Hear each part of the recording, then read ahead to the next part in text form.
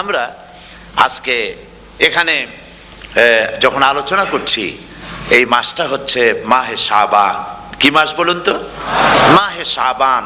শাবানের শেষ পর্যায়ে আমরা চলে এসেছি।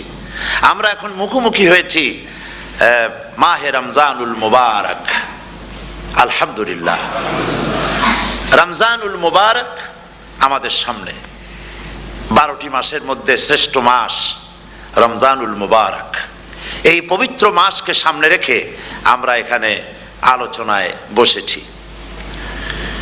এই মাসটির আল্লাহ পাক এত বরকত দিয়েছেন।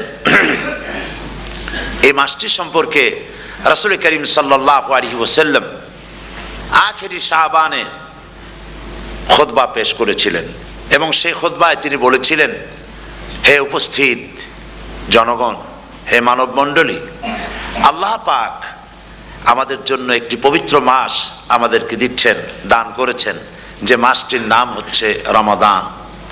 রমাদান হচ্ছে রামদুন, রা মিম দত। রম ধাতু থেকে উৎপত্তি, এর অর্থ হচ্ছে জ্বালানো, পুড়িয়ে দেওয়া, ভস্ম করে দেওয়া। রমাদান, রমজান মুবারকে যারা নাকি সিয়াম সাধনা করে, আত্মত্যাগ করে, অর্থাৎ তিতিক্ষা, ত্যাগ এবং তিতিক্ষা করে, রমজান মুবারকে আল্লাহ পাক যেভাবে রোজা চান ওইভাবে যারা রোজা রাখে, তাদের সমস্ত গুনাহ সমূহকে আগুন যেমন আবর্জনাকে জ্বালিয়ে দেয়, রোজা যদি সঠিকভাবে কারো হয় তাহলে তার গুনাহগুলিকে এইভাবে জ্বালিয়ে ভস্ম করে দেয়। সুবহানাল্লাহ বিহামদিহি। এই রমজান আমাদের সামনে। আমি আমার আলোচনার শুরুতে আমি আপনাদের খেদমতে আরজ করতে চাই যে মাসটির মধ্যে আমরা প্রবেশ করতে যাচ্ছি, দুটি জিনিস আমাদের সামনে এখন। একটি হচ্ছে আমরা মাহে রমজানকে ইস্তেকবাল করতে যাচ্ছি। মাহে রমজান আমাদের সামনে। দোয়া করে নেই যে আল্লাহ পাক এই পবিত্র রমজানের সম্মান করার মতো তৌফিক আমাদেরকে দান করো, আর যেভাবে রোজা রাখলে পরে তুমি খুশি হও সেইভাবে আমাদেরকে রোজা রাখার তৌফিক দান করো। বলি আমিন। এটি হচ্ছে সর্বশ্রেষ্ঠ মাস আল্লাহ পাক মুসলমানদের জন্য দান করেছেন। আবারও বলি আলহামদুলিল্লাহ। কোরআন শরীফের মধ্যে আল্লাহ সমস্ত ইবাদতের কথা বলেছেন, কিন্তু ডিটেইলস আলোচনা করেন নাই। হজ করতে হবে, কিন্তু উকুফে আরাফা করতে হবে, রমিয়ে হেজার করতে হবে, রমিয়ে জেবার করতে হবে, তারপরে 7 বার তাওয়াফ করতে হবে, সাফা মারওয়া সাই করতে হবে। এগুলি কিন্তু কোরআন শরীফে আসে নাই, ডিটেইলস আসে নাই। নামাজ পড়তে হবে, কিন্তু জোহরে কয় রাকাত, আসরে কয় রাকাত, মাগরিবে কয় রাকাত, এই রাকাতগুলি কিভাবে বিন্যস্ত করতে হবে কোরআন শরীফে তা আসে নাই, বর্ণনা করা হয়নি। যাকাত দিতে হবে, কিন্তু কত টাকা হলে কত টাকা দিতে হবে, কত মন ধান হলে কতটুকু দিতে হবে, কত ছাগল হলে, কত গরু হলে, কত পরিমাণ সোনা হলে, কত পরিমাণ রৌপ্য মজুদ থাকলে যাকাত দিতে হবে, এর বিস্তারিত বিবরণ কোরআন শরীফে আসে নাই। চিন্তা হতে পারে যে তাহলে এগুলো আমরা পাইলাম কই? আমরা পেয়েছি কোরআনের ব্যাখ্যা হচ্ছে রাসূল করিম সাল্লাল্লাহু আলাইহি ওয়াসাল্লাম। হুজুর এটাকে আমাদেরকে বলে দিয়েছেন, তিনি সারে ছিলেন, শরীয়ত প্রণেতা ছিলেন। তো সমস্ত ইবাদতকে আল্লাহ পাক সংক্ষেপে সংক্ষেপে তিনি আউটলাইন অথবা গাইডলাইন তিনি দিয়েছেন আল্লাহ পাক। রমজান মুবারক হচ্ছে একমাত্র ইবাদত যে রমজান সম্পর্কে আল্লাহ পাক ডিটেইলস পূর্ণ একটি রুকু আল্লাহ পাক আলোচনা করেছেন। সুবহানাল্লাহ। রোজা শুরু করবেন কোনখান থেকে, শেষ করবেন কোথায় গিয়ে, সফরে প্লেনে যখন চলবেন তখন আপনার রোজার অবস্থা কি হবে, যদি দেশে যান তখন কি হবে, অসুস্থ হলে কি হবে, কিভাবে রোজা রাখবেন, কিভাবে রোজা ভাঙবেন, তারপরে কখন শুরু হবে, কখন কি হবে ইত্যাদি বিস্তারিত বিবরণ।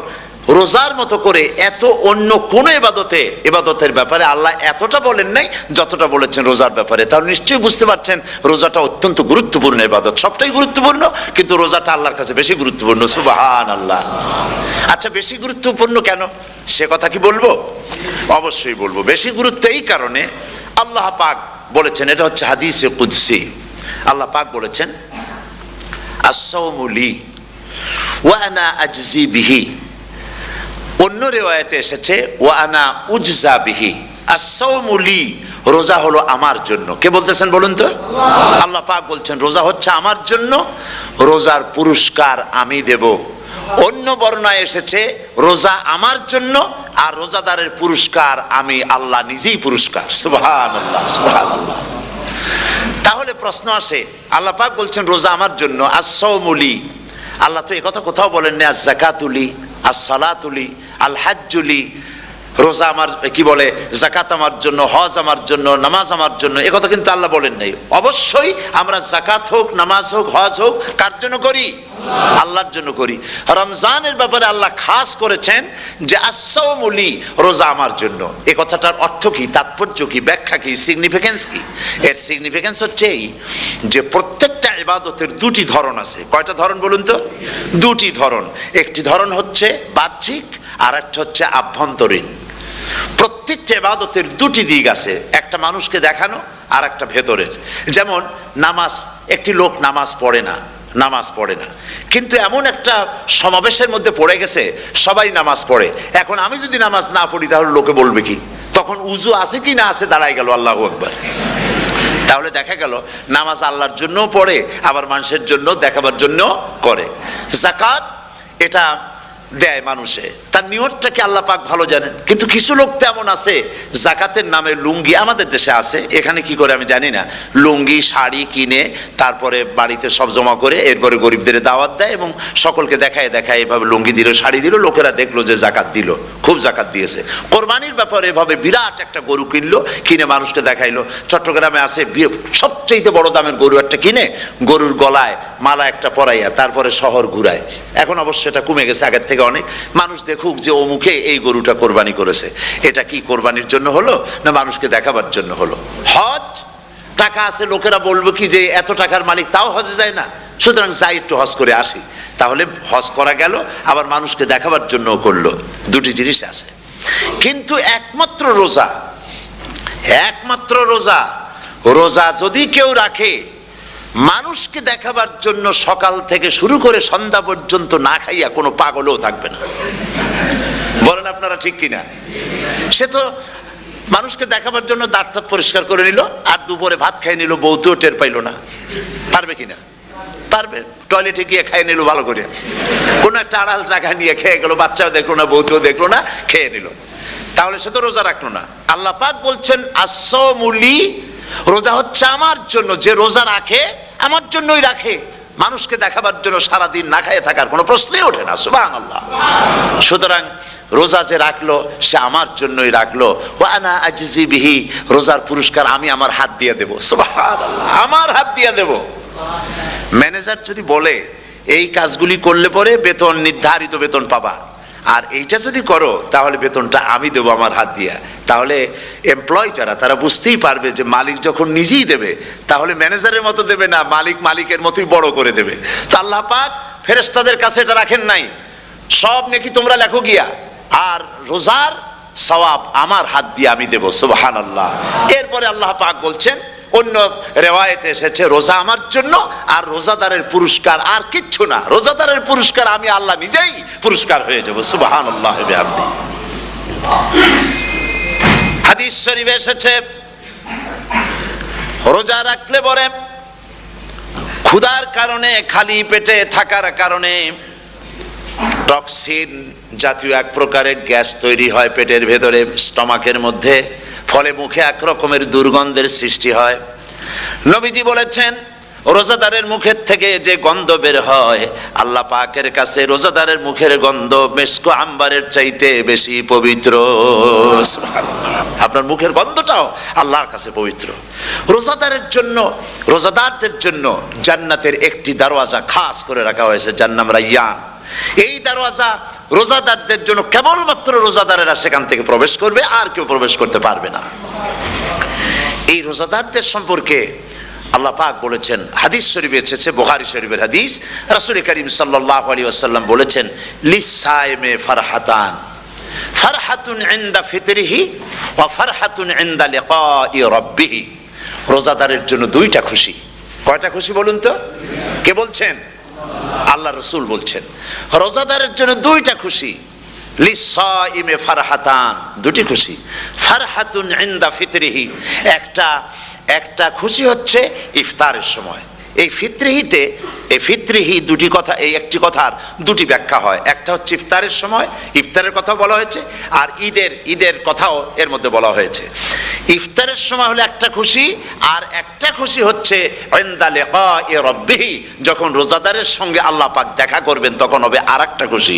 তার মানে হচ্ছে রোজাদারদের সঙ্গে স্পেশাল আল্লাহ রাব্বুল আলামিন সাক্ষাৎকারের ব্যবস্থা করবেন। সুবহানাল্লাহ। তাহলে দুটি জিনিস হলো, একটা হলো ইফতারের জন্য দুটা, রোজাদারের জন্য দুটা খুশি, একটা হলো ইফতারের সময়, আর একটা হচ্ছে আল্লাহর সঙ্গে যখন দেখা করবে। তো ইফতারের যে খুশিটা, এই খুশি রোজাদার ছাড়া কেউ বুঝবে না। ইফতার সারাদিন রোজা রাখার পর সামনে পেঁয়াজি, বেগুনি, সালাদ, তরমুজ, মিষ্টি, তারপরে আম্বালা সুইট মিটের নানান রকমের মিষ্টি, এরপরে মুড়ি, কত কিছু সব সামনে নিয়ে বসে আছে। দেখছেন অবস্থা? সমস্ত কিছু সামনে বসা, ঘড়ির দিকে তাকানো। আপনি যদি 5 মিনিট আগে খান, ফেরেশতা এসে মুখের উপর থাপ্পড় মারবে, বেটা খাইলি কেন? বলবে কেউ? বলবে না। কোন ফেরেশতা লাঠি নিয়ে দাঁড়ায় আছে? দাঁড়ায় নাই। কিন্তু আপনি খাচ্ছেন না কেন? সুবহানাল্লাহ, সুবহানাল্লাহ বলবেন না? অন্তত 1500 বছর আগে আল্লাহ রাব্বুল আলামিন নির্দেশ করে রেখেছেন, সূর্য সাদা হওয়া থেকে, পূর্ব দিগন্ত সাদা হওয়া থেকে শুরু করে পশ্চিম দিগন্তে যখন কালো রেখা দেখা দেবে, যখন মাগরিব হয়ে যাবে, সূর্যাস্ত যাবে, ততক্ষণ পানাহার আর স্ত্রী সম্ভোগ থেকে বিরত থাকো। 1500 বছর আগের আল্লাহ রাব্বুল আলামিনের এই নোটিশ কিভাবে কার্যকরী হচ্ছে উম্মতের মধ্যে, মুসলমানদের ভেতরে। খাবার সামনে আসে, পিপাসা লেগেছে। এখন তো পিপাসা লাগে না, খুব ঠান্ডার সময়, এখন রোজা রাখতে খুব মজা হবে, তাই না? খুব মজার রোজা। কিন্তু এই রোজা যখন জুন মাস আর জুলাই মাসে আসবে, তখন টের পায় মানুষ রোজা কাহাকে বলে। প্রচন্ড পিপাসা, সামনে সব খাবার পড়ে আছে, একটা খাবারের দিকে রোজাদারের হাত যায় না, ঘড়ির দিকে তাকায় আর চুপ করে বসে বসে আল্লাহর জিকির করতে থাকে। আল্লাহ কয়, ফেরেশতারা দেখ, এই বান্দা বানাইতে নিষেধ করছিলি। সুবহানাল্লাহ। আল্লাহ খুশি হয়ে যান। রোজাদার অপেক্ষা করতে থাকে, ঠিক যখন কাটায় সময়টা এসে গেছে, তখন আল্লাহর নাম করে খুরমা দিয়ে, পানি দিয়ে ইফতার শুরু করে দিল। আল্লাহ পাক খুশি হয়ে গেলেন। এই যে ইফতার, সারাদিন রোজা রাখা ইফতার করায় যে মজা, রোজা রাখলো না এরকম লোকেরাও কিন্তু ইফতার করে না? পুরান ঢাকায় আছে, ঢাকার তো কয়েকটা এলাকা আছে, পুরান ঢাকার লোকেরা নাকি বলে যে, যারা রোজা রাখে না তারা বলে যে, রোজা না রাখে একরকম পাপ করছি, আর ইফতার না করিয়া কবিরা গুনাহ করবো নাকি? ইফতার তো করাই লাগবে। তো খুব মজা করে ইফতার করে তারা। তো সারাদিন রোজা রেখে পেঁয়াজি, ছোলা, বুট, মুড়ি খাওয়ায় যে মজা, সারাদিন ভাত খাইয়া তারপরে ইফতারের শরীক হওয়া, ছাগলে ঘাস খাইলে যেমন লাগে ওইরকম তার মুখে লাগে, এই মজা পাবে না। রোজাদারের যে মজা লাগে সেই মজা সে পাবে না। সারা মাস রোজা থাকার পর, আল্লাহর হুকুম মেনে সারা রাত রোজা রাখার পর, তারপরে ঈদের দিনে জামা কাপড় পরিষ্কার করে, শেরওয়ানি গায়ে লাগাইয়া, পাঞ্জাবি পরে, আতর মেখে, এরপরে ঈদের জামাতে যখন দাঁড়ায় যায়, সে যে মজা পায়, সারা মাস রোজা রেখে ঈদের জামাতে গিয়ে সে যে মজা পায়, যে রোজা রাখলো না, ঈদের দিনে খুব জামা, পাজামা, সেন্ট এগুলো মেখে টেকে প্রথম কাতারে গিয়ে দাঁড়ায় গেছে, ও সেই মজা পাবে না। ওর মনের মধ্যে একটা চোর ভাব থেকেই যায়। সে মনে মনে ভাবে, এই জামাত আমার না, জোর করে আসছি, এইখানে দাঁড়াবার যোগ্যতা আমার নাই। মনের মধ্যে সে একটা অপরাধী ফিল করে, সে ফিল করতে থাকে। সুতরাং রোজাদারের জন্য দুইটা খুশি, একটা হচ্ছে ইফতারের সময়, আর একটা খুশি হবে যখন আল্লাহ তাদেরকে দেখা দেবেন। সুবহানাল্লাহ। এই রোজা আল্লাহ পাক দান করেছেন। আচ্ছা, কি জন্য রোজা আমাদের দিলেন? এই জন্য দিয়েছেন যে একটা মাস পৃথিবীর মুসলমানরা না খেয়ে থাকুক দিনের বেলায়, ওই না খেয়ে থাকার যে খাবারগুলি বাঁচবে, এগুলি আল্লাহ অন্য কোনো এলাকার মানুষদের খাওয়াবেন নাকি? এই জন্য করেছেন রোজা, এই জন্য করেন নাই। রোজার ফজিলত আল্লাহর নবী বলেছেন, রমজান মুবারকের এত ফজিলত, মানুষ যখন কোন ইবাদত করে, আল্লাহ পাক সেই ইবাদতের নেক আমলের সওয়াব 10 থেকে শুরু করে 700 পর্যন্ত বাড়ায় দেন। 10 থেকে শুরু করে 700 বাড়ায় দেন। ইল্লা সওম, রোজা ছাড়া। নবীজি বলেছেন রমজান মুবারকে কেউ যদি একটি নফল কাজ আদায় করে, একটি নফল ইবাদত করে, অন্য মাসের একটি ফরজ আদায় করার সওয়াব আল্লাহ পাক নামায়ে আমলে দিয়ে দিবেন। রমজান মুবারকে কেউ যদি একটি ফরজ আদায় করে, অন্য মাসের 70টি ফরজ আদায় করার মতো সওয়াব আমলনামায় আল্লাহ দিয়ে দিবেন। সুবহানাল্লাহ। এই মাস আমাদের সামনে। আল্লাহু আকবার বলি, আল্লাহু আকবার বলি, আলহামদুলিল্লাহ। এই পবিত্র মাস আমাদের সামনে। এই মাসে এত সওয়াব, নফল হয় ফরজের মতো, আর ফরজ হয় 70টা ফরজের মতো। এত সওয়াব কেন হইল? আমরা না খেয়ে থাকি সেই জন্য নাকি? বলতে পারেন কেন হলো?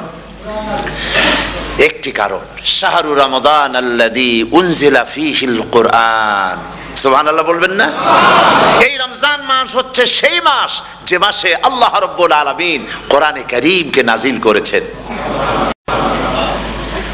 এই মাসের মধ্যে একটি রাত আছে, খায়রুম মিন আলফি শাহর, যে রাতটি 1000 মাসের চাইতে বেশি গুরুত্বপূর্ণ আল্লাহর কাছে। সুবহানাল্লাহ।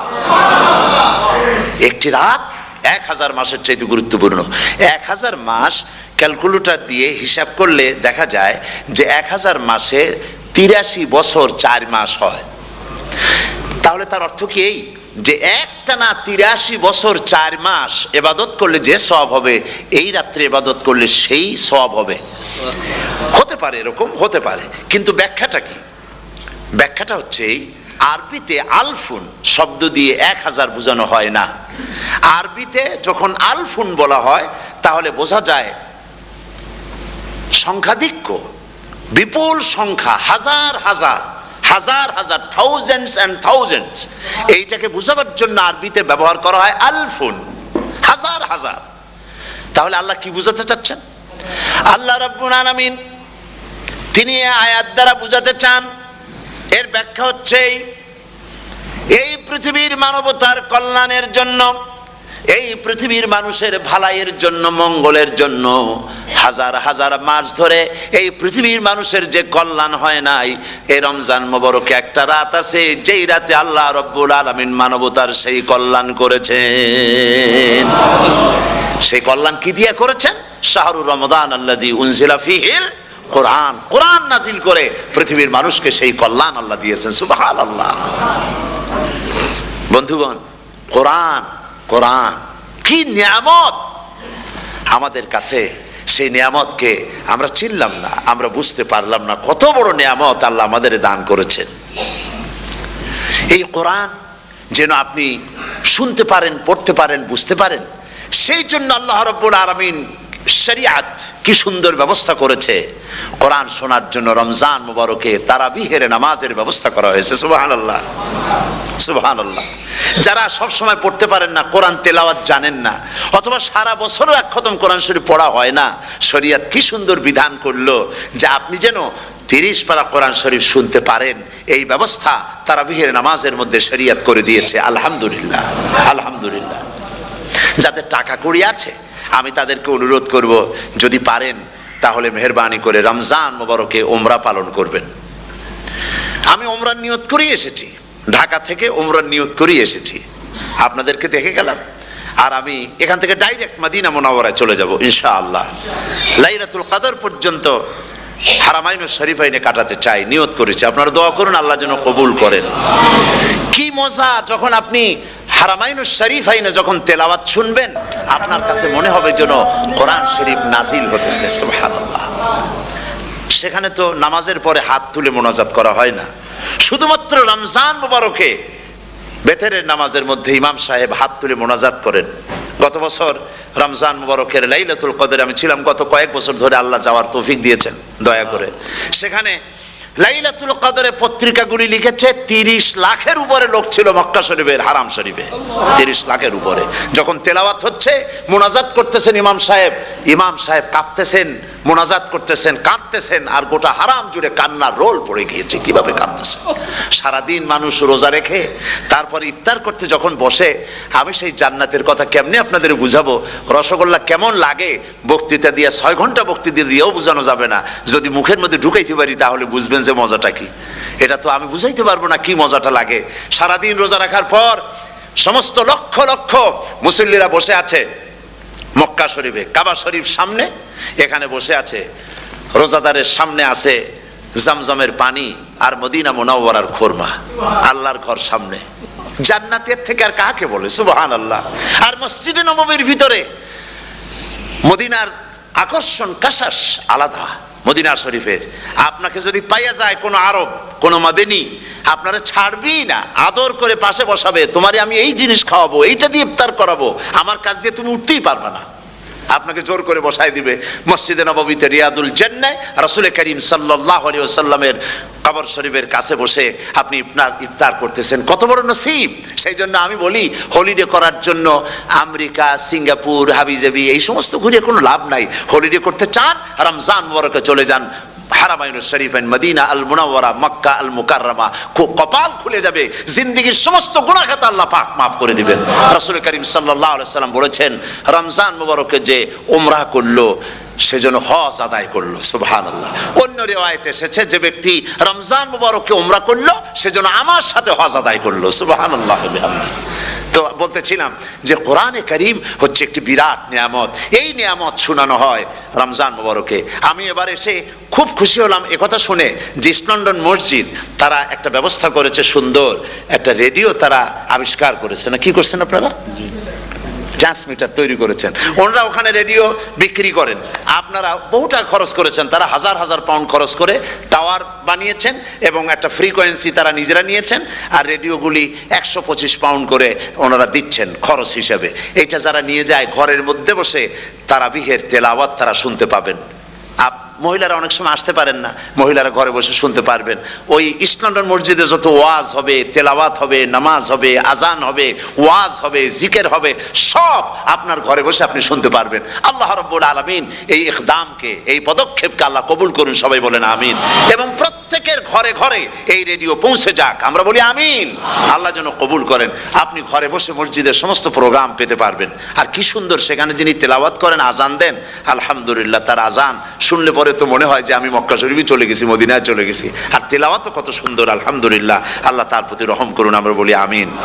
সুতরাং বলতেছিলাম যে এই পবিত্র রমজানুল মুবারক, এটি হচ্ছে, এটি কি জিনিসটা, কি জিনিসটা বুঝাবার জন্য আমি বলি, যেমন এই ঘড়িটা এটা কেনার পর 2-1 বছর পর এটা ফাস্ট হয় অথবা কি হয়, স্লো হয়ে যায়। তখন এটাকে সারার জন্য আমরা হসপিটালে দেই। হসপিটাল মানে লন্ডন হসপিটাল না, ঘড়িরও হসপিটাল আছে। তো ঘড়ির হসপিটালে দিলাম, ওরা এটাকে দেখে শুনে ওয়াইলিং করে টরে দিল ঠিক মতো। একবার যদি ঠিক করে দিল, আবার আমার 1-2 বছর চললো, আর কোনো ডিস্টার্ব করবে না, ঠিক কিনা? আপনার গাড়ির ইঞ্জিন যদি কোনো রকমের অসুবিধা করে, তাহলে গাড়ির ইঞ্জিনকে ওভারহোলিং করতে হয়, ইঞ্জিন ডাউন দিতে হয়। একবার যদি ইঞ্জিন ডাউন দিলেন, ওভারহোলিং করলেন, তাহলে আপনার এই গাড়ি 5-6 বছরের জন্য আর হাত দিতে হবে না। এই কথাগুলি বুঝতে পারছেন কিনা? সারা জীবন, সারা মাস অন্যায় করার পরে, গুনাহ করার পরে মানুষের অন্তঃকরণে কালিমা লেগে যায়। আল্লাহ রাব্বুল আলামিন রমজান মুবারকের একটা ব্যবস্থা করেছেন, ইঞ্জিন ওভারহোলিং এর মতো, ইঞ্জিন ডাউন দেওয়ার মতো। আপনার কালবকে, আপনার আত্মাকে, আপনার বিবেককে, আমার বিবেককে পরিষ্কার করার জন্য রমজান মাস করে দিয়েছেন। রমজান মুবারকের একটি মাসের কোর্স যদি কমপ্লিট করা যায়, তাকওয়া দিয়া যদি ভরে দেওয়া যায়, তাহলে বাকি 11 মাস আরামসে চলবে, কোনো অসুবিধা হবে না। নবীজি বলেছেন, রমজান মুবারকে মাস আসার সঙ্গে সঙ্গে আল্লাহ রাব্বুল আলামিন তিনি জান্নাতের সমস্ত দরজাগুলি খুলে দেন, আর জাহান্নামের সব দরজাগুলি আল্লাহ রাব্বুল আলামিন বন্ধ করে দেন। সুবহানাল্লাহ। আর শয়তানকে শৃঙ্খল দিয়ে বেঁধে ফেলা হয়, শিকল দিয়ে শয়তানরে বাঁধা হয়ে যায়।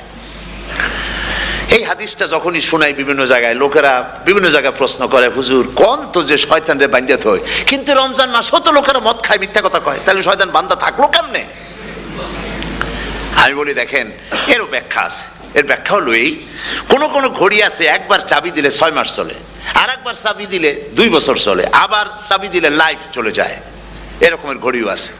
কোন মানুষে শয়তানে এমন চাবি দিছে যে চাবিতে 6 মাস চলে, কোনটায় 10 মাস চলে, কোনটায় বছর চলে। রোজার মাসেও যারা গুনাহ করে শয়তানে এমন চাবি দিছে যে রোজার মাসেও বন্ধ হচ্ছে না। এরা শয়তানের খপ্পরে পড়ে গেছে। আল্লাহ এই চাবি থেকে মুসলমানদেরকে হেফাজত করুন, বলি আমিন। জোরে বলেন আমিন। শয়তান থেকে পানাহ কেউ দিতে পারে না, কোন গভর্নমেন্ট পারবে না। ব্রিটিশ গভর্নমেন্ট পারবে নাকি? American government? কেউ পারবে না। শয়তান থেকে পানাহ দিতে পারে কেবলমাত্র কে? ওই আল্লাহ রাব্বুল আলামিন আমাদেরকে শিখায় দিয়েছেন শয়তানের ওয়াসওয়াসা থেকে আমার কাছে পানাহ চাও। আউযু বিল্লাহি মিনাশ শাইতানির রাজিম। বিতাড়িত মরদুদ শয়তানের ওয়াসওয়াসা থেকে পানাহ চাই, আল্লাহর কাছে পানাহ চাও। আল্লাহ পাক বলেন আমি পানাহ দিতে পারি শয়তানের ওয়াসওয়াসা থেকে।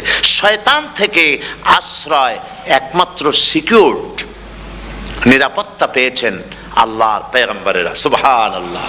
আম্বিয়া আলাইহিমুস সালাম তারা আল্লাহ কর্তৃক নিয়ন্ত্রিত, শয়তানের ক্ষমতা নাই পয়গম্বরদের কাছে যাওয়া। চতুর সীমানার ভেতরে শয়তান প্রবেশ করে কোন নবীকে ওয়াসওয়াসা দিতে পারবে না, বলি সুবহানাল্লাহ। এই জন্য শয়তান থেকে বেঁচে যাওয়া, শয়তানের ওয়াসওয়াসা থেকে বাঁচা খুবই কঠিন।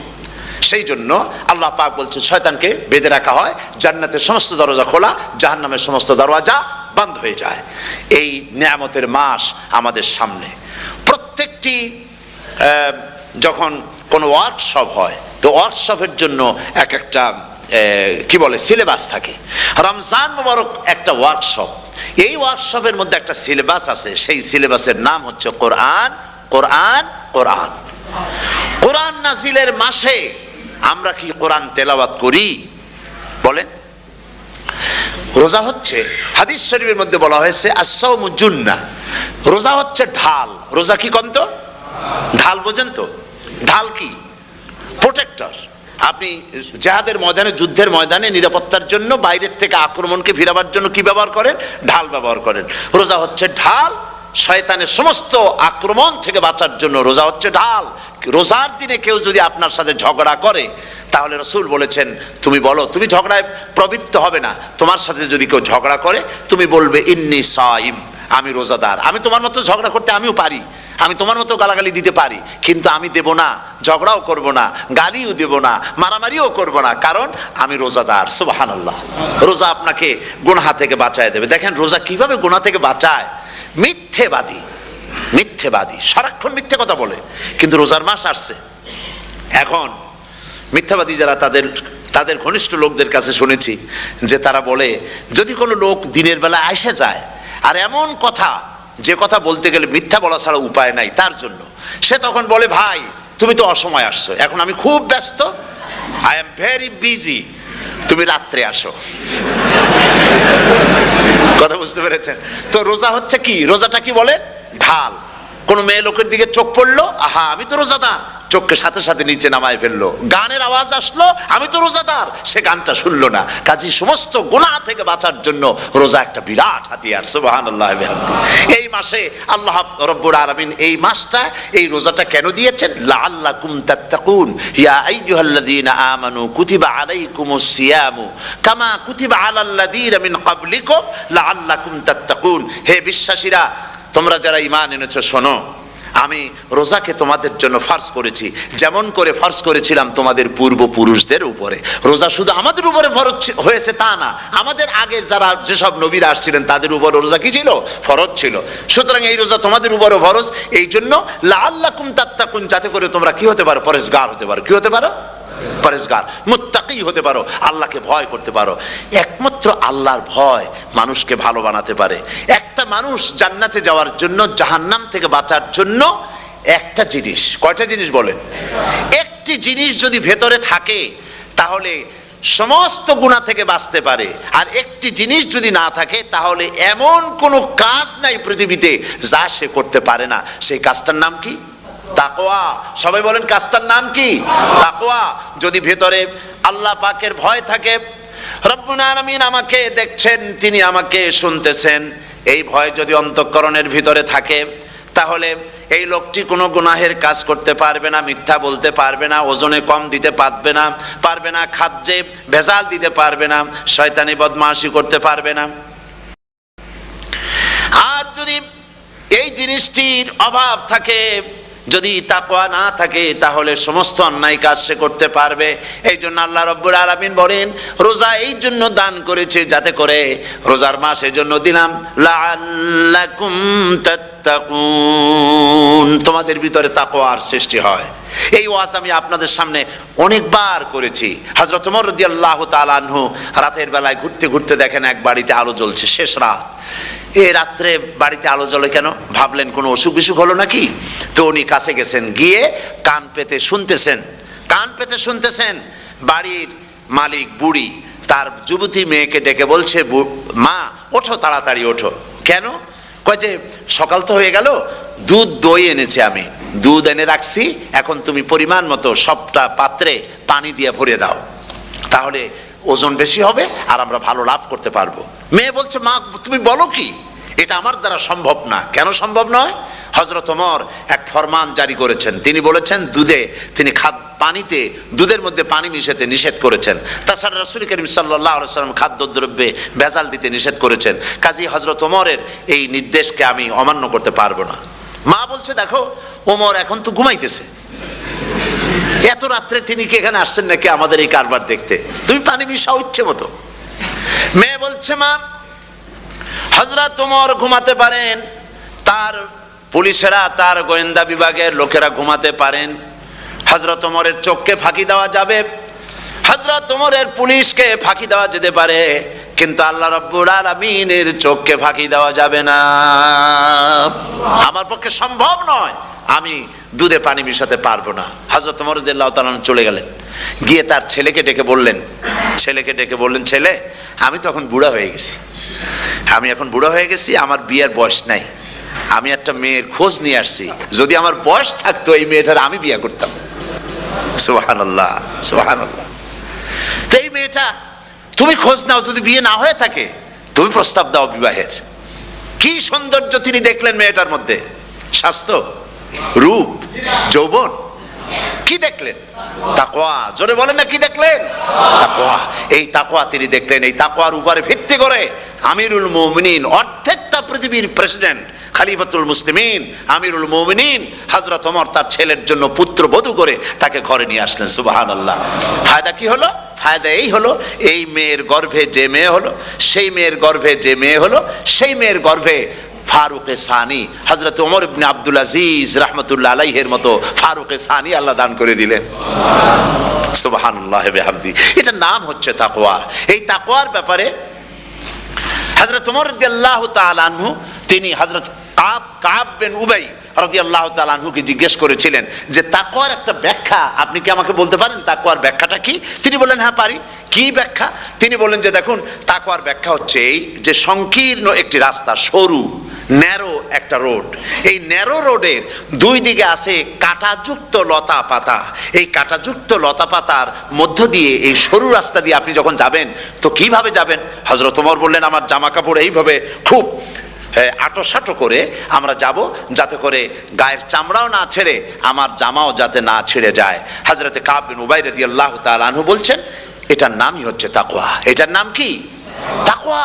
এটার নাম হচ্ছে তাকওয়া। দুনিয়ার অসংখ্য পাপের ভেতর থেকে আপনি চলে যাবেন, পাপ যেন আপনাকে স্পর্শ করতে না পারে। এটার নাম তাকওয়া। বাইন মাছ নিশ্চয়ই খেয়েছেন আপনারা, না লন্ডনে পাওয়া যায় না? পাওয়া যায়। এই বাইন মাছ যারা খেয়েছেন আপনারা, আমি জানি না আপনারা জানেন কিনা, বাইন মাছ কোথায় থাকে? পানিতে থাকে না কাদায় থাকে? মাশাআল্লাহ, বাইন মাছ থাকে কাদার মধ্যে। কিন্তু এই বাইন মাছ যারা ধরেছে তাদের মুখে শুনেছি আমি যে বাইন মাছ থাকে কাদায়, ওকে যখন ধরে টেনে বের করা হয় কাদার মধ্য থেকে, এক ফোঁটা কাদা ওর গায়ে নাই। এই কলুষিত সমাজ, পাপে ভরপুর, গ্রেট ব্রিটেন, আমেরিকা, পাশ্চাত্য, আমাদের দেশ, সর্বত্র পাপ আর পাপ। এই পাপের মধ্যে বাইন মাছ শুধু খাইয়েন না, ওর কাছ থেকে শিক্ষাও গ্রহণ করেন। ও যেমন কাদার মধ্যে থাকে নাকে কাদা ওর গায়ে লাগে না, আপনিও এই সমাজের মধ্যে আপনি আপনার কাজ চালিয়ে যান, পাপ যেন আপনাকে স্পর্শ না করে। আল্লাহ যেন পাপের থেকে আমাদের বাঁচান। আমরা বলি আমিন, সবাই বলেন আমিন। এটার নাম হচ্ছে তাকওয়া। আর তাকওয়া লম্বা জামায় তাকওয়া হয় না, লম্বা দাড়িতে তাকওয়া হয় না, পাগড়ি একটা বানলেই তাকওয়া হয় না। রাসূলুল্লাহ সাল্লাল্লাহু আলাইহি ওয়াসাল্লাম বলছেন তাকওয়া হা হুনা, হা হুনা, হা হুনা, তিনবার বলেছেন, বুকের দিকে দেখায় বলেছেন তাকওয়া হা হুনা। তাকওয়া হচ্ছে এখানে। এর অর্থ এই নয় যে আমি দাড়িকে আমি ছোট করে দেখছি, জামাকে ছোট করে দেখছি, তা নয়। কিন্তু বলছি যে তাকওয়াটা হচ্ছে অন্তরের ভেতরে। এই অন্তরের ভেতর থেকেই এটার বহির প্রকাশ হতে হবে, আপনার কথায়, আপনার বলায়, আপনার ওঠায়, আপনার বসায়, আপনার চালচলনে, আপনার বিয়ে শাদিতে, আপনার ব্যবসা বাণিজ্যের সর্বত্র তাকওয়ার ছাপ প্রদর্শিত হতে হবে। তাহলেই আমার মধ্যে তাকওয়া এসেছে বলে প্রমাণ হবে। আর এটাই আল্লাহ পাক চান, রমজান মোবারকে তোমাদের মধ্যে তাকওয়া সৃষ্টি হোক। রোজা সম্পর্কে এই কথাগুলি আমি বলে নিলাম। প্রথম 10 দিন শুধু রহমত নাজিল হবে, দ্বিতীয় 10 দিনে আল্লাহ পাক শুধু মাফ করতে থাকবেন, আর তৃতীয় 10 দিনে আল্লাহ পাক জাহান্নাম থেকে মুক্ত করে দিবেন। সুবহানাল্লাহ। রমজানে মক্কা শরীফে, মদিনা শরীফে ছোট্ট একটা বাচ্চাও ঘুমায় না। অন্তত 5-7 বছর, 8-10 বছর বয়স হয়ে গেছে এরকম বাচ্চা সারা রাত্রে 1 সেকেন্ডের মধ্যে ঘুমায় না। সমস্ত লোক জাগে, ফজরের নামাজ পড়তে থেকে ঘুমায়, সব সমানে 2 হাতে নেকি কামাই করে। নেকি কামাইয়ের মৌসুমে বাহার। রমজান হচ্ছে নেকি কামাইয়ের বসন্তকাল। আপনারা যেন খবরদার মিস করবেন না, মিস করবেন না, খবরদার। এই মাসটা পুরাপুরি কাজে লাগাবার জন্য মায়েরা, আমার মায়েরা, বোনেরা, মেহেরবানি করে এই মাসটা কাজে লাগাবেন। গীবত গাইবেন না, রাগারাগি করবেন না, ঝগড়াঝাটি করবেন না, মিথ্যা কথা বলবেন না, তেলাওয়াত, জিকির, আজগার। আর পুরুষেরাও এই জিকির আজগারের মধ্যে, মানুষকে ভালো কাজের আদেশ করার মধ্যে যা আজকে আল্লাহ আমার দিয়ে বলাইলেন, এই কাজগুলি আমি এবং আপনারা সবাই যেন আমল করতে পারি। আল্লাহ তৌফিক দান করুন। আপনারা এই মোনাজাতের পরে যে যে এলাকায় গিয়ে জামাতে এশার নামাজটা আদায় করবেন, এখানে নামাজের কোনো ব্যবস্থা করা যায় নাই বলে আমরা দুঃখ প্রকাশ করছি। পাশে যেখানে মসজিদ পান, জামাতে এশার নামাজটা খবরদার আদায় করে নেবেন, নামাজ ছেড়ে দেবেন না। 5 ওয়াক্ত নামাজ সঠিকভাবে আদায় করবেন। আর মদের ব্যবসা যাদের আছে, মদের ব্যবসা ছেড়ে দিবেন। আর মদের চাকরি যারা করেন, সেখান থেকে এই চাকরি উঠাইয়া কোনো ভালো জায়গায় চাকরি করার জন্য চেষ্টা করবেন। জেনা, ব্যভিচার, নাচ, গান ইত্যাদি, তাস, পাশা, জুয়া, অন্যায় কাজে যাব না। আল্লাহ যেন কবুল করেন, বলেন আমিন। বলেন সবাই আমিন। এটাই কাজ। শিরক এবং বেদাতের বাড়ির কাছেও আমরা কেউ যাব না। এই তওবা করে খাঁটি মুসলমান হইতে হবে। আমরা কতদিন বাঁচবো জানি না। আল্লাহ পাক যেন আমাদেরকে ঈমানের সাথে রাখেন। যাদের মুখে দাড়ি নাই, আল্লাহ পাক তাদের মুখে দাড়ি লাগায় দিক, বলি আমিন। আপনারা চেষ্টা করেন রসুলের এই সুন্নতটা আমল করার জন্য। যেহেতু আমরা মারা যাব, চিরদিন বাঁচবো না, তো আল্লাহ রসুলের কাছে কেমনে আমরা আমাদের চেহারা দেখাবো? জামায়, দাড়িতে, টুপিতে, পর্দায়, মেয়ে লোকদের পর্দা করার মধ্যে, সবটার মধ্যে রসুল্লাহর সুন্নত যেন আমরা আমল করতে পারি। আল্লাহ যেন তৌফিক দেন। আল্লাহুম্মা আমিন। রব্বানা যালামনা أنفسنا وإن لم تغفر لنا وترحمنا لنكونن من الخاسرين. সবাই পড়েন ربنا ظلمنا أنفسنا وإن لم تغفر لنا وترحمنا لنكونن من الخاسرين. ربنا ظلمنا أنفسنا وإن لم تغفر لنا وترحمنا লানাকুনান্না মিনাল খাসিরিন.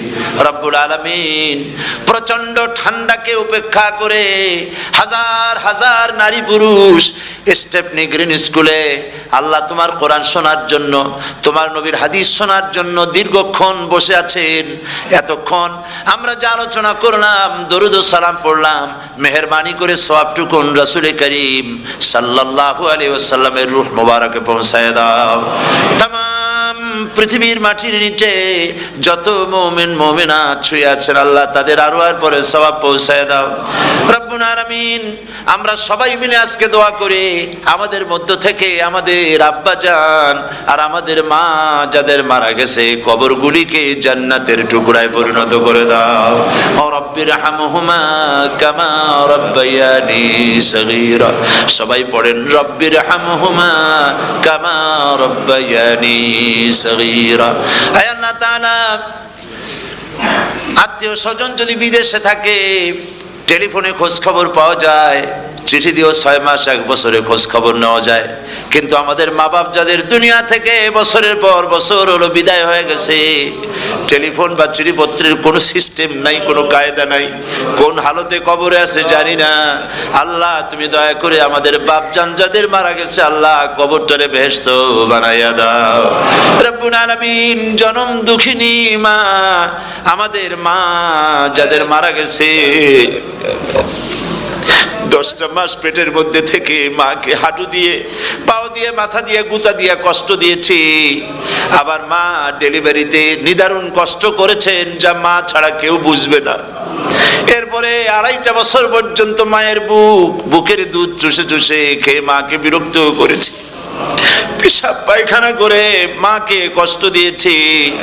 আল্লাহ তাআলা আমাদের মা বাপ অনেকেরই গরিব ছিল, খাট নাই, বিছানা নাই, তোষক ছিল না, কোন রকম করে আল্লাহ তাআলা বিছানায় শোয়া থাকতো, পেশাব করে, ছেলে মেয়ে পেশাব করে বিছানা ভিজায় দিয়েছে। মা নিজে আঁচলটা ভিজা আঁচলের উপরে শুয়ে ছেলেকে মেয়েকে বুকের উপরে করে সারাটা রাত কাটায় দিয়েছে। এই মা যার দুনিয়া থেকে বিদায় হয়ে গিয়েছে আল্লাহ দয়া করে কবরটাকে জান্নাতের টুকরা বানাইয়া দাও। আল্লাহ তাআলা আমাদের মা বাপ যাদের মারা গেছে তাদের উপর তোমার রহমত নাজিল করো। আমাদের দাদা দাদি, নানা নানি, আত্মীয় স্বজন, পাড়া প্রতিবেশী যারা মারা গেছে তাদের উপরে রহম করো। রব্বুল আলামিন আল্লাহ তাআলা আমরা যারা হাত তুলেছি, তোমার বান্দা বান্দিরা হাত তুলেছে, তুমি আরশে আজিম থেকে একটু তাকায় দেখো, আমরা কোন রাজা বাদশার কাছে হাত তুলি নাই, আমরা কোন প্রধানমন্ত্রী প্রেসিডেন্টের কাছে হাত তুলি নাই, কোন পীর বুজুর্গের কাছে হাত তুলি নাই, আমরা হাত তুলেছি শাহানশাহ রব্বুল আলামিনের দরবারে। রব্বুল আলামিন আমরা যতগুলি লোক হাত তুলেছি এর মধ্যে জিনাকার থাকতে পারে, মদখোর থাকতে পারে, বেনামাজি থাকতে পারে, সুদখোর থাকতে পারে। আল্লাহ কত রকমের গুনাহ করে আমরা হাত তুলেছি। আল্লাহ তুমি যদি দয়া করে আজকে আমাদের এই লোকগুলি কি তোমার বান্দা বান্দিগুলারে যদি মাফ করে দাও, আকাশের জমিনে এমন কেউ নাই যার কাছে তোমার এজন্য কৈফিয়ত দেওয়া লাগে।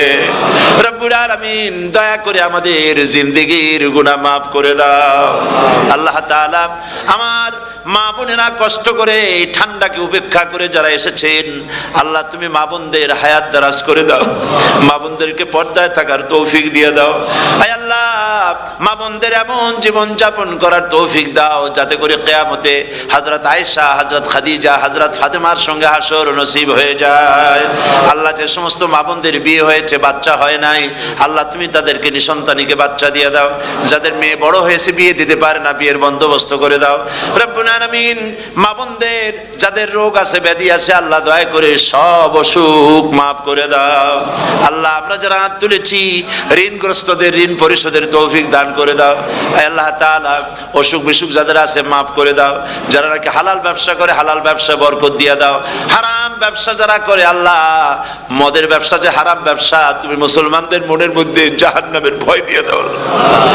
আল্লাহ মদের ব্যবসার মতো জঘন্য ব্যবসা থেকে মুসলমানদের বাঁচাও আল্লাহ।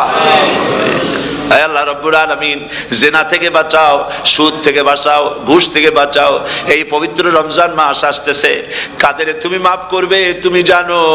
আল্লাহ এই রমজানের বরকত থেকে আমরা যেন মাহরুম না হয়ে যাই। আল্লাহ তোমার বান্দা বান্দি আমরা যারা হাত তুলেছি এমন রোজা রাখার তৌফিক দাও যাতে তুমি খুশি হও বাবু। আমাদের কান্দার তৌফিক দাও, সেহরি ভালোভাবে সেহরি করা, তোমাকে খুশি করার জন্য ইফতার করা, তোমার খুশির জন্য রোজা রাখা, তেলাওয়াত করা, সেজদা দেওয়া, নামাজ পড়া, জিকির করা। আয় আল্লাহ তাআলা এগুলি বেশি বেশি করে করার তৌফিক আমাদেরকে দান করে দাও আল্লাহ রব্বুল আলামিন। এই মাহফিলের ভিতরে বহু মানুষ আছে জীবনে কাবা শরীফ চোখে দেখে নাই, জীবনে তোমার হাবিবের রওজা চোখে দেখে নাই। আজকে একটা দোয়া করি তোমার কাছে, আমার মা বোনের আর ভাইরা যারা হাত তুলেছে আল্লাহ তুমি দয়া করে মেহেরবানি করে জীবনে অন্তত একটা বার কাবা শরীফ চোখে দেখার তৌফিক দিয়ে দিও রব্বুল আলামিন। বাংলাদেশ থেকে আমাদের হাজার হাজার লাখ লাখ মুসলমান নরনারী বিদেশে চাকরি করার জন্য ব্যবসা করার জন্য এসেছে। আল্লাহ চাকরি করতে এসে ব্যবসা করতে এসে যেন ঈমান নষ্ট কারো না হয়। আল্লাহ সকলের ঈমান মজবুত রাখার তৌফিক দান করে দাও। আয় আল্লাহ তোমার কাছে একটা দোয়া করি, জাহান্নামের আগুন 3000 বছর বসে উত্তপ্ত করেছো, জাহান্নামের জাহান্নামের আগুনে আমরা জ্বলতে পারবো না বাবু, জাহান্নামের আগুন আমাদের জন্য হারাম করে দাও আল্লাহ। আল্লাহুম্মা আজিরনা মিনান নার, সকলে পড়েন আমার সাথে, আল্লাহুম্মা আজিরনা মিনান নার, আল্লাহুম্মা আজিরনা মিনান নার ওয়া আদখিলনাল জান্নাতা মাআল আবরার। আল্লাহ তাআলা এই মানুষগুলি, এদের সাথে আমার কোনো আত্মীয়তার সম্পর্ক নেই, এদের সাথে আমার কোনো রক্তের সম্পর্ক নাই। এই মানুষগুলি, মা বোনেরা, ভাইয়েরা, আমাকে তারা ভালোবাসেন দ্বীনের জন্য, আমি তাদেরকে ভালোবাসি দ্বীনের জন্য। আল্লাহ, এই ভালোবাসা যেন দুনিয়ায় শেষ না হয়, এই ভালোবাসার দিয়ে যেন কিয়ামতের দিন আমরা এক জান্নাতে থাকতে পারি, এই তৌফিক তুমি আমাদেরকে দান করে দিও আল্লাহ তাআলা।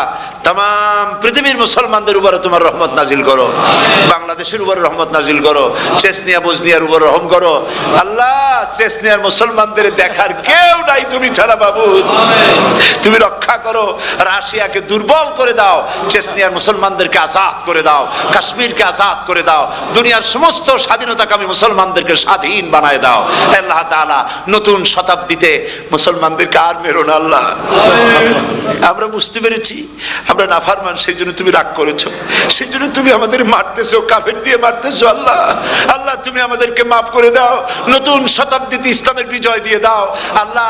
বিজয়ের আমরা তো আশাও করতে পারি না, যেহেতু আমরা গুনাহগার। সাহাবায়ে কিরামদের সেই কোয়ালিটি আমাদের মধ্যে নাই আল্লাহ। তুমি দয়া করে তোমার হাবিবের সাদকায় নতুন শতাব্দী, ইসলামের শতাব্দী আল্লাহ তুমি দয়া করে বানাই দিও আল্লাহ রব্বুল আলামিন। আমি জানি না কে কোন দুঃখ নিয়ে এখানে এসেছে, আমি সকলকে কয়েক সেকেন্ড ছেড়ে দিলাম, মাথা নিচু করে চক্ষু বন্ধ করে আল্লাহর কাছে আপনাদের মনের কথাটা বলেন, আল্লাহ পাক দোয়া কবুল করবেন ইনশাআল্লাহ।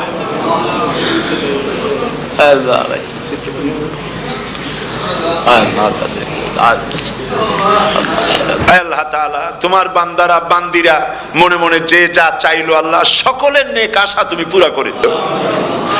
ربنا تقبل منا إنك أنت السميع العليم وتب علينا إنك أنت التواب الرحيم ستر العرش مسبول علينا وعين الله ناظرة إلينا بحول الله لا يقدر علينا اللهم إنا نجعلك في نحورهم ونعوذ بك من شرورهم اللهم لا مانع لما أعطيت ولا معطي لما منعت ولا ينفع ذا الجد منك الجد اللهم زدنا ولا تنقصنا وأكرمنا ولا تهنا وأعطنا ولا تحرمنا وآثرنا ولا تؤثر علينا وأرضنا ورض عنا سبحان ربك رب العزة عما يصفون وسلام على المرسلين والحمد لله رب العالمين واجعل آخر كلمة عند الموت لا إله إلا الله